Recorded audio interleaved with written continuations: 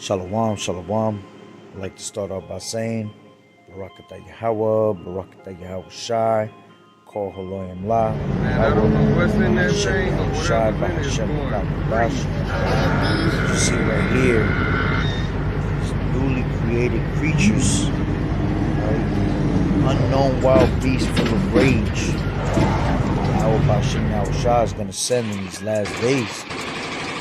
We don't know if this is real or not, but scriptures say that the Lord will send unknown wild beasts full of rage, newly created, to those that were being wicked. Alright? This is Wisdom of Solomon 11 and 15. But for the foolish devices of their wickedness, wherewith being deceived, they worship serpents void of reason and vile beasts. Thou did send a multitude of unreasonable beasts upon them for vengeance, that they may know that wherewithal a man sinneth, by the same also shall he be punished. For thy almighty hand that made the world of matter without form wanted not means to send among them a multitude of bears or fierce lions, or unknown wild beasts full of rage, newly created, breathing out either a fiery vapor or filthy scents of scattered smoke, or shooting horrible sparkles out of their eyes. That takes these wild beasts and animals, puts them in cages, keeps them in captivity, thinking that he has them tamed and controlled. And that day the Lord's going to put the spirit on them to turn against them.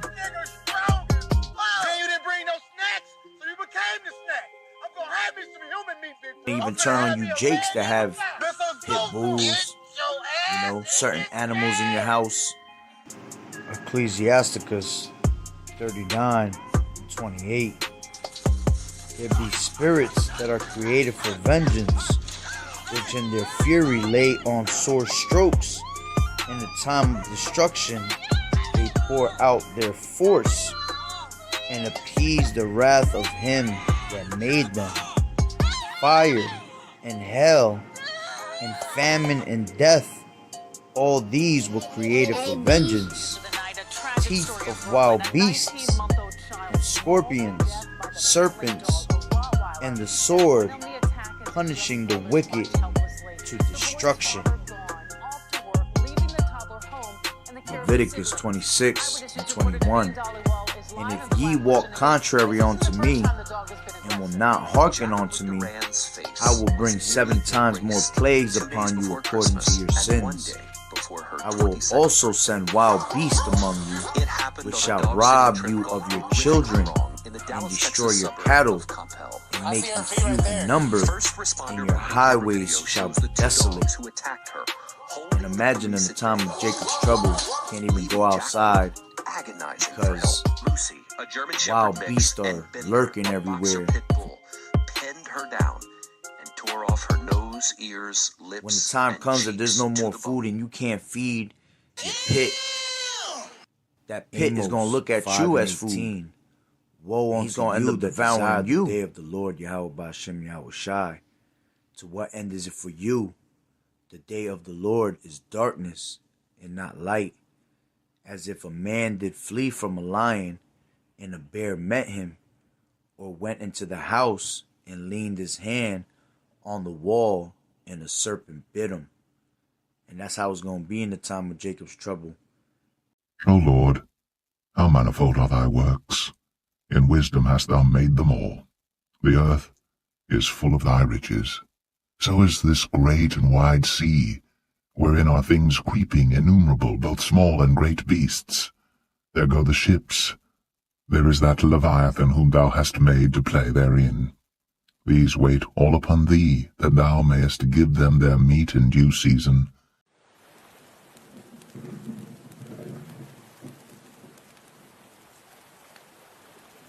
Job 41.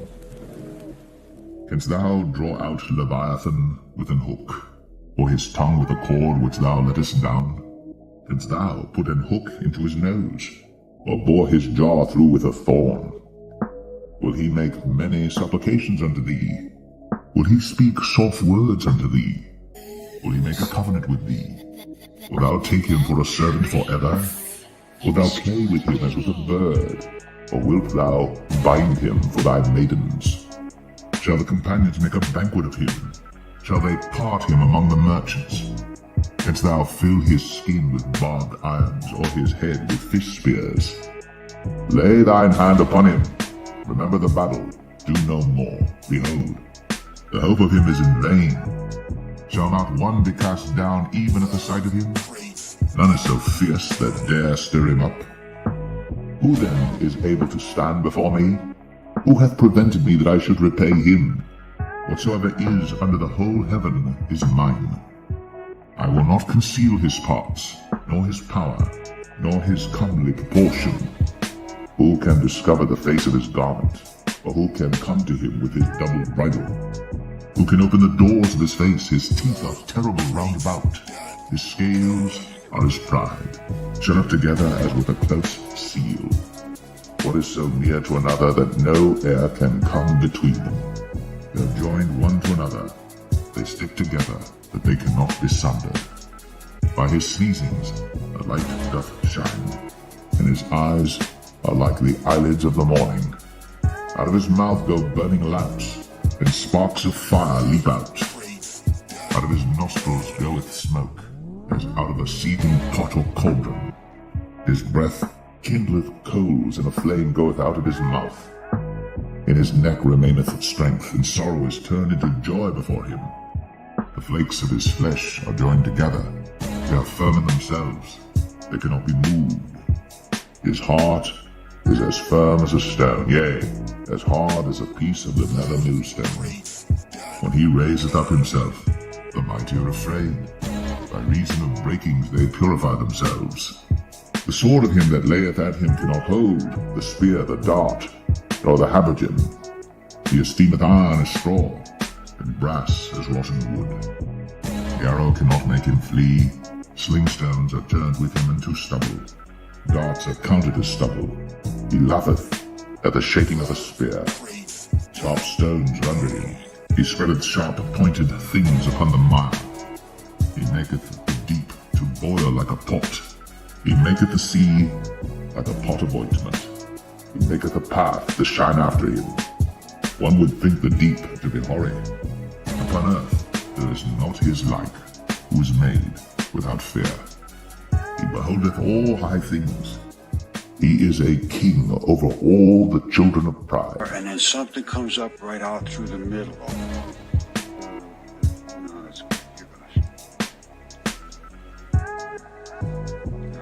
Watch what comes out of there.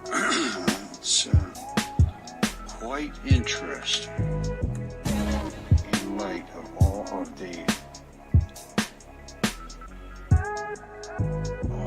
discoveries of late. What is that? This is not, that's not water. That's water running off of something. And that something is big and dark and black. And then they cut it off.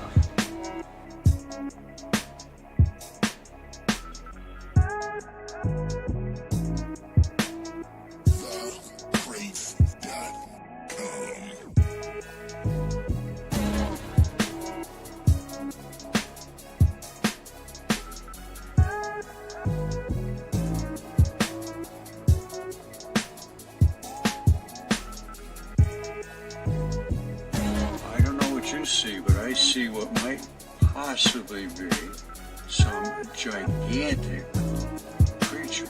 That is not, that's a thing. What is that thing? I don't know. But it's not a nothing. Now this event was quite a long event. Is this the only shots of these particular? Look at that now. Look at that. Water's running off whatever it is. Now, there's other things around here too. I just don't know. You know, it'd have to be looked at. But I've been looking. Now look at what's going on here. What's all this about? So what you see in this video, Look, this guy's showing you into the water. Now that's a thing creature that that's popped coming up and out it's of not the coming back waters. down now. This is. It might just be It's Leviathan. I don't know. You see, because Yahweh Bashim Yahushai gave the depths of the sea There's to a lot of Leviathan. bubbling and activity going on here. He maketh the deep to boil like a pot. And they're in the middle of a place where it's just nothing but waters Something is bubbling that up has out of here. rarely been explored. And there's a lot of it See? going on here. Second Ezra 6:49 says, Then did thou ordain two living creatures, the one thou called Enoch, and the other Leviathan, and did separate the one from the other for the seventh part, namely where the water was gathered together, might not hold them both. Unto Enoch thou gavest one part, which was dried up the third day, that he should dwell in the same part, wherein are the 1,000 hills. But unto Leviathan thou gavest the seventh part, namely the moist, and hast kept him to be devoured of whom thou wilt, and when. You see? So on the fifth day, Yahweh Bashim Yahushai created two living creatures, one being Enoch and the other Leviathan, which Enoch is a representation of man. Enoch goes into the Hebrew Hanak, which means learned man, a man of understanding. And the other one was Leviathan, which he was given the seventh part, namely the moist, meaning the waters. And Enoch was given the dried up part that was created on the third day, meaning the land. That's why I said that he should dwell in the same part wherein are 1,000 hills, because we both couldn't be in the water together. Leviathan was made to have the waters, you see, and he's being kept in secret for these last days to devour those that are made to be devoured. And well, what you do in the day when great Leviathan is raised out of the depths of the sea to rule and conquer over those that lived in great pride. Like it said in Job 41, he was the king of the children of pride. Yahweh Bashim Yahushai is going to bring out his creations in those days, Some kind of a creature. show his power, You take it for whatever put that fear in people's hearts. Men's hearts are going to fail them from fear when they see these things upon the earth. You're not going to be able to fight off Leviathan. The military government's not going to be able to fight them off. And these people going to see that and be in terrible fear.